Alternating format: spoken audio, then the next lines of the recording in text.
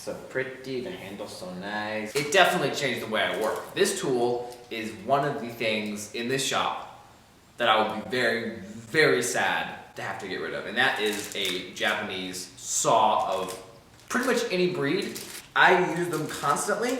This is a secondary. This is a replacement blade. When I buy a Japanese saw, I like to put on handles. I also like to save money. So I buy a blade such as this one. This is one of the largest blades they sell. This is from Susan, made in Japan. I'm not sure how genuine the made in Japan is. I think it's just a factory in Japan. But they're very, very good blades. I love them. I think this is my 4th one. And when I bought my very first Susan Japanese saw, it was a flush cut. No, it wasn't a flush cut. It was a dovetail saw. And it cut better than any hand saw I'd ever used before in my life. Changed the way I work significantly. You guys on that community page, you do not reply at all, barely any likes. You people need to get over there. My community page, you can get to it, go on my homepage, go to community, it's there.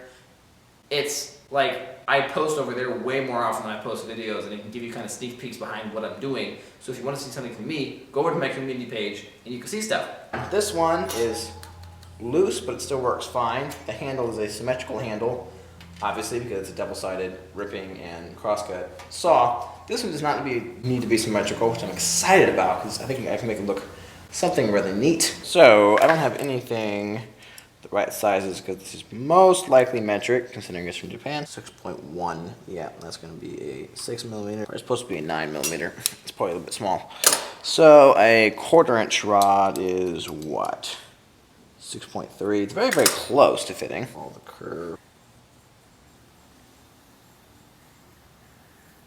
So something like that. Unfortunately, I do not think there's anything in the shop that I can fake to put these pins in, and I don't really want to just like clamp it in there or put a screw through it or anything like that. So I'm gonna buy some metric brass rods. I think brass is gonna look nice because this, and yeah, I just use brass all the time. So if I want to use a knife or something later, because I do make knives, Caleb Ray, check them out. So I'm gonna buy some rods, and I'll be back in instantaneous seconds. I can still make the handle. Ooh, but that would be cool one. Jatoba. I like this one. Okay, this is basic exotic wood, but it's a cool one for this, I think. Where are we? We're right there. Yep, it's a nice, you know, it's not crazy grain, that's for sure.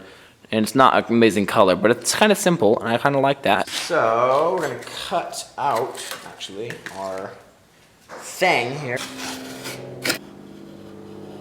That's a handle shape right there. Okay, that looks very faint. And it's 5 o'clock somewhere.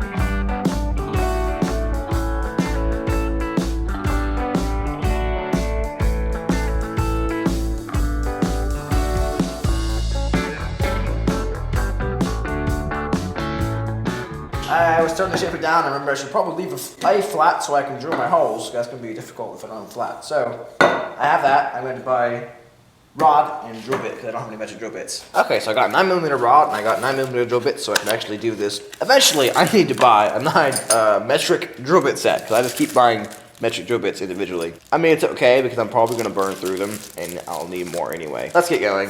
Let's drill some holes right about there. Isn't that a cool way to change speeds? I mean, variable speed's great, but this is just awesome.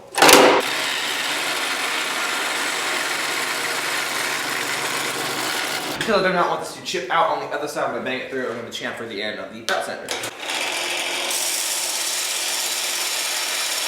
Now, when I push that through for real, it will not chip anything, hopefully. But now, right now I'm just going to push it in a little bit, and we're going to do a little bit of looking. Now this is actually, I changed my plans. I'm not going to do brass, mostly because I didn't want to spend like $40 on rod and drill bits just to make this little handle. So I'm going to mark it, but we're going to put a Chicago screw which isn't going to be the most beautiful thing in the world, but it will work and it'll be tightenable, which is kind of cool.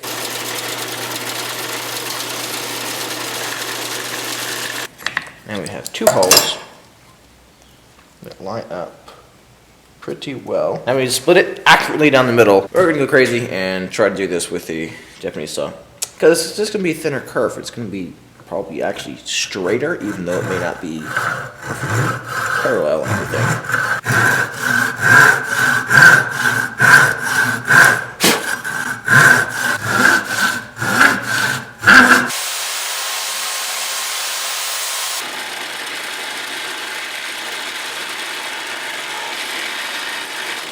Alright, there we go. Now it's all drilled out and everything, and now we're going to set this guy into there. We're going to actually use a big side here.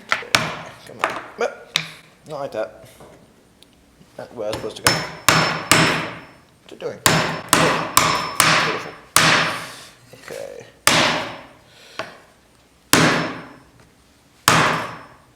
Ah! Glue into there.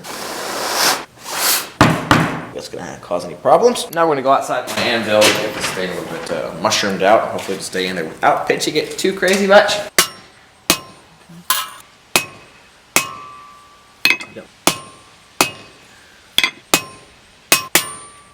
Obviously, you do not need an anvil to do that. You can just use the back of a vise like this one. That's actually made to be like that. But anyway, that was just a cool way to do it. It's kind of classic, you know? That is so cool. It's like a folding saw. That'd be fun to make out of one of these.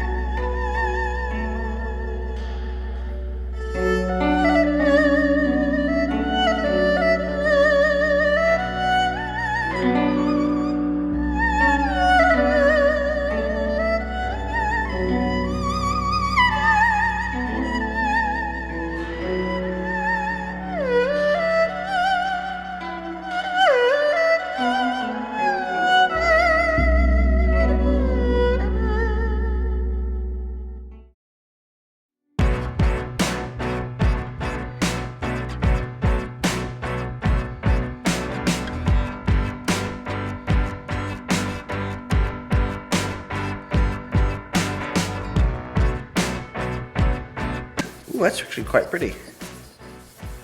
It's got some, what's it called? Chatoyancy, that's what it's called. Where you see the different light reflects off it, that's what it's called. The chatoyancy.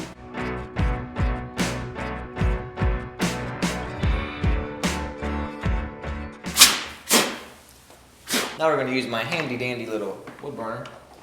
We're going to one burn my symbol on the bottom with just CRI, Caleb Ray, all that junk. Just like usual, I'm going to draw my symbol. Okay, it's been like 30 seconds, which is about all this thing takes to heat up. So let's start.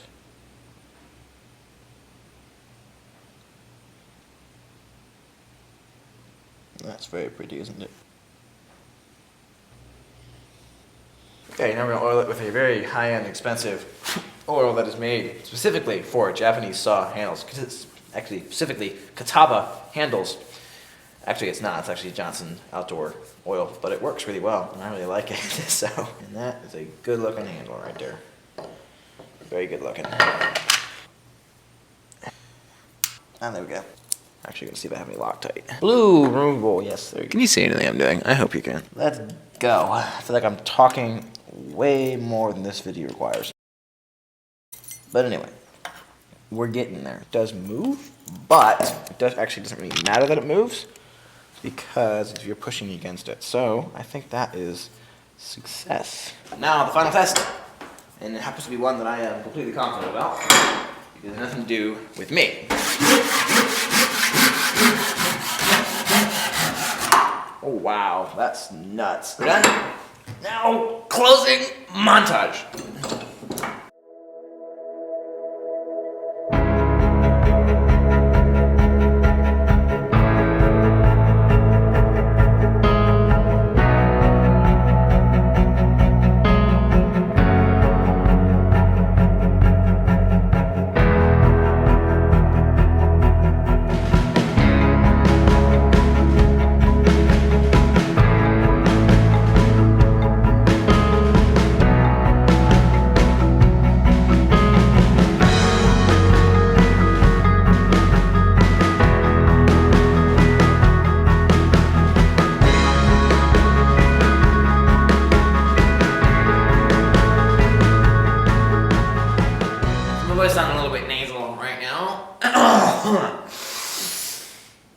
I'm fine. Beautiful. Beautiful Japanese saw. I mean, it's just like, oh, so pretty, the handle's so nice. Ridge lines I made in there, which you can't see in any of the videos, that I thought was really nice. If you're looking to buy any kind of handsaw, buy a Japanese saw and buy a Susan Japanese saw. And I would recommend a Kataba because it's just a big saw. You can get a lot of stuff cut, and the more blade you have to cut on, the quicker you're gonna get through stuff. It's gonna be more efficient. My glass is really dirty. Anyway, if you came all the way to the end of this video, you must be a really, really big fan, and you probably already subscribed, but if you're not, I would like to ask you right now to subscribe, at least think about it, and give me a comment and tell me what you liked about this video and why you watched it this far so I can make more videos as good as this one. Great video, I hope. Great saw, I know, and I hope you enjoyed it. So please like, comment, and subscribe, and as always, I will see you in the next one.